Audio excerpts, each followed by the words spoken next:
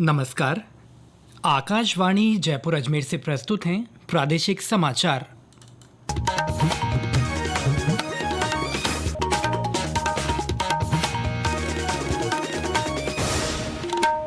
मुख्य समाचार। प्रदेश में सहकार सदस्यता अभियान की शुरुआत।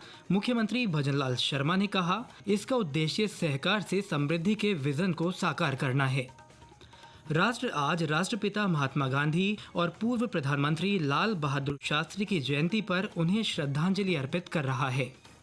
राष्ट्रीय स्वयंसेवक संघ प्रमुख मोहन भागवत ने आत्मनिर्भर भारत को महत्वपूर्ण बताया और स्वदेशी अपनाने पर जोर दिया। और बुराई पर अच्छाई की जीत का प्रतीक दशहरा आज देश भर में हर्षोल्लास से मनाया जा रहा है। समाचारों के साथ मैं सिद्धार्थ जैन और अब समाचार विस्तार से।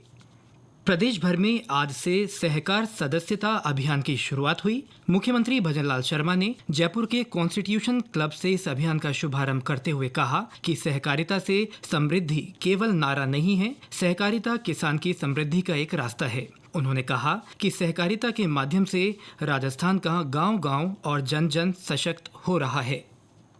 प्रदेश में हमारी सरकार सहकारिता की शक्ति से प्रदेश की प्रगति को नया आयाम प्रदान कर रही है। सहकारिता के माध्यम से राजस्थान का गांव-गांव और जन-जन सशक्त हो रहा है। सहकारिता गरीब और मध्यम वर्ग के लोगों को आर्थिक सुरक्षा प्रदान करता है। हम अधिक से अधिक लोगों को सहकारिता से जोड़ने के लिए सहकार सदस्यता अभियान चला रहे हैं। यह अभियान राज्य के सभी जिलों में एक साथ संचालित होगा। सहकारिता से रोजगार भी मिलता है। सहकारिता से हमारे परिवार की आर्थिक स्थिति मजबूत भी होती है। हमारा विशेष ध्यान युवाओं और महिलाओं को सहकारी समितियों से जोड़ना पर है, क्योंकि हम जानते हैं कि जब तक हमारी युवा शक्ति और महिला शक्ति सहकारिता आंदोलन से नहीं जुड़ेगी, तब तक सहकार से समृद्धि का विजन साकार नहीं हो सकता है।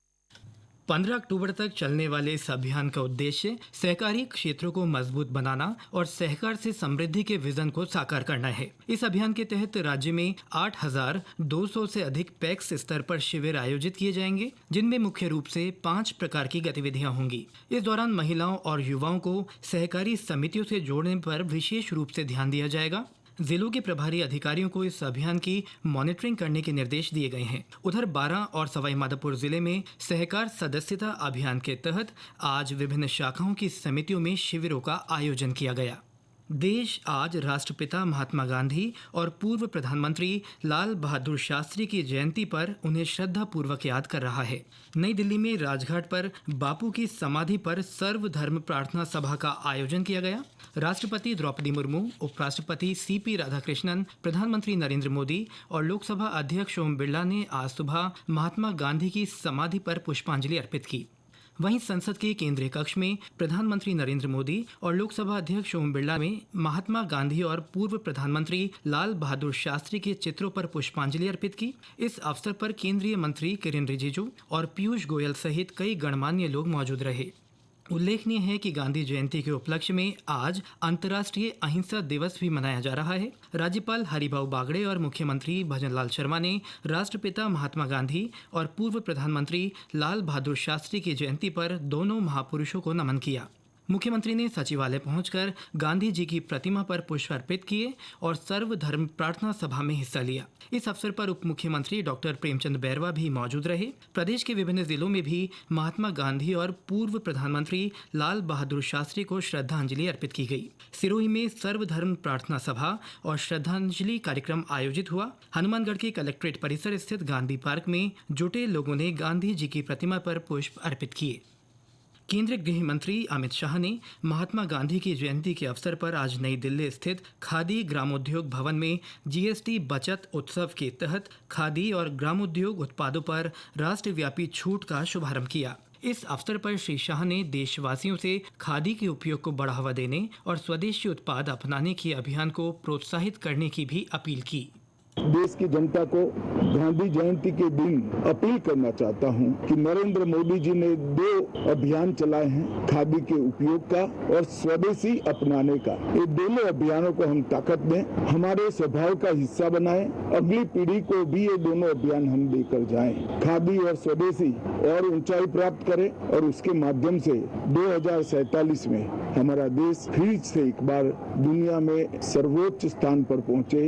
यही मेरी देशवासियों को गांधी जयंती के दिन करबद्ध विनंती भी है।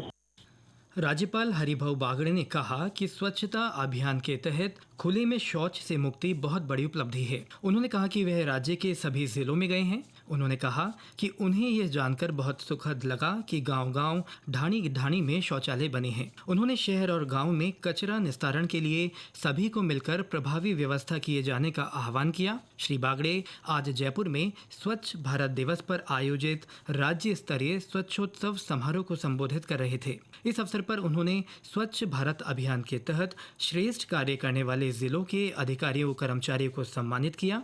उन्होंने स्वायत्त शासन की 2 पुस्तकों का लोकार्पण किया और सभी को स्वच्छता की शपथ दिलाई। कार्यक्रम में नगरीय विकास मंत्री झाबर सिंह खर्रा और नगरीय विकास विभाग के आला अधिकारी भी मौजूद रहे।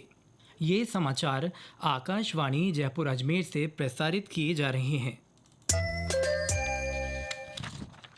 स्वयंसेवी संगठन राष्ट्रीय स्वयंसेवक संघ अपना शताब्दी वर्ष को स्मरण उत्सव के रूप में मना रहा है।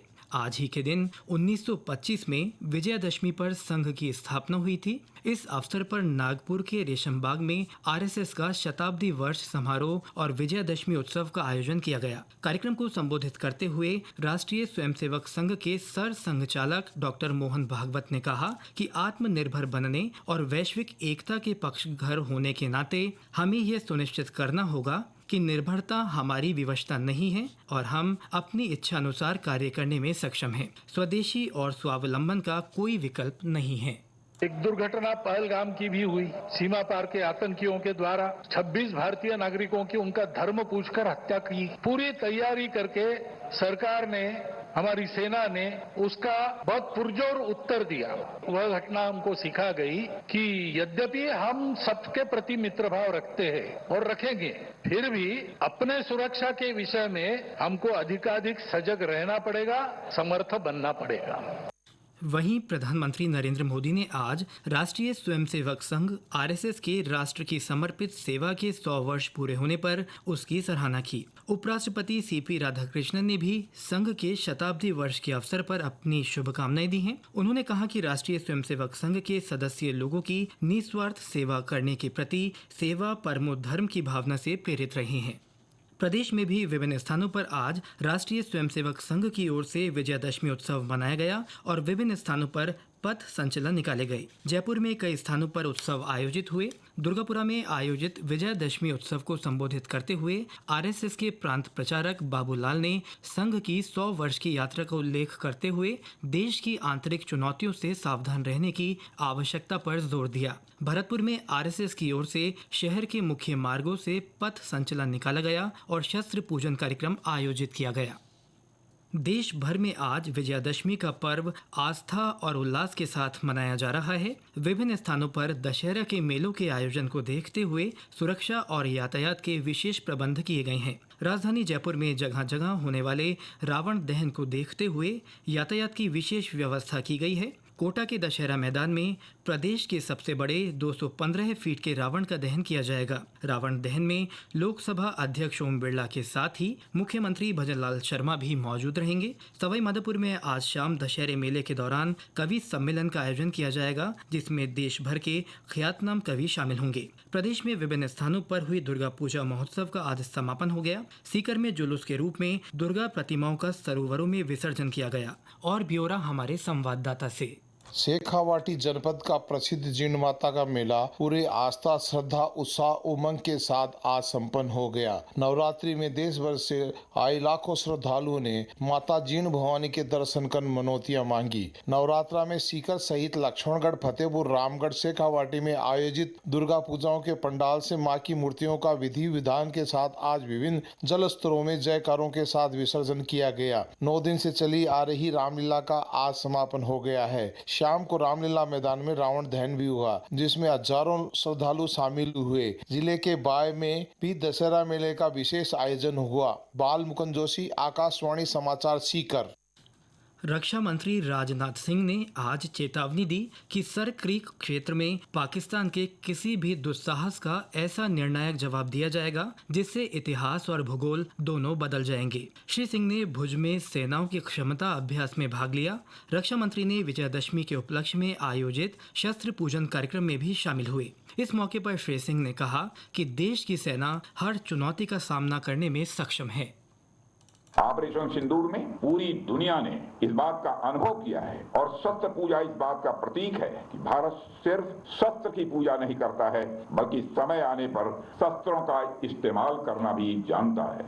आप हमारे देवी देवताओं की प्रतिमाओं को ध्यान से देखिए, उनके एक हाथ में शास्त्र है तो दूसरे हाथ में शस्त्र है, क्योंकि हमें वह संदेश देते हैं कि शास्त्रों की रक्षा शस्त्र से ही की जा सकती है। इसलिए शास्त्र और शस्त्र का संतुलन ही हमारी सभ्यता को जीवंत और अजेय बनाता है। और अब मौसम। प्रदेश में मानसून की विदाई के बाद भी बारिश का दौर बना हुआ है। सिरोही और पाली में आज बादलों की आवाजाही के बीच हल्की बरसात हुई। मौसम केंद्र जयपुर ने आज राज्य के 24 जिलों में तेज बारिश का येलो अलर्ट जारी किया है। मौसम केंद्र के अनुसार 3 और 4 अक्टूबर को बारिश की गतिविधि में थोड़ी कमी आएगी, लेकिन 5 से 7 अक्टूबर तक पश्चिमी विक्षोभ के असर से राज्य के विभिन्न भागों में तेज बारिश के असर हैं। पिछले 2 दिन से हो रही बारिश से दिन और रात के तापमान में भी गिरावट आई है। और अंत में मुख्य समाचार एक बार फिर। प्रदेश में सहकार सदस्यता अभियान की शुरुआत। मुख्यमंत्री भजनलाल शर्मा ने कहा, इसका उद्देश्य सहकार से समृद्धि के विजन को साकार करना है। राष्ट्र आज राष्ट्रपिता महात्मा गांधी और पूर्व प्रधानमंत्री लाल बहादुर शास्त्री की जयंती पर उन्हें श्रद्धांजलि अर्पित कर रहा है। राष्ट्रीय स्वयंसेवक संघ प्रमुख मोहन भागवत ने आत्मनिर्भर भारत को महत्वपूर्ण बताया और स्वदेशी अपनाने पर जोर दिया। और बुराई पर अच्छाई की जीत का प्रतीक दशहरा आज देश भर में हर्षोल्लास से मनाया जा रहा है। इसके साथ ही प्रादेशिक समाचार बुलेटिन समाप्त हुआ। नमस्कार।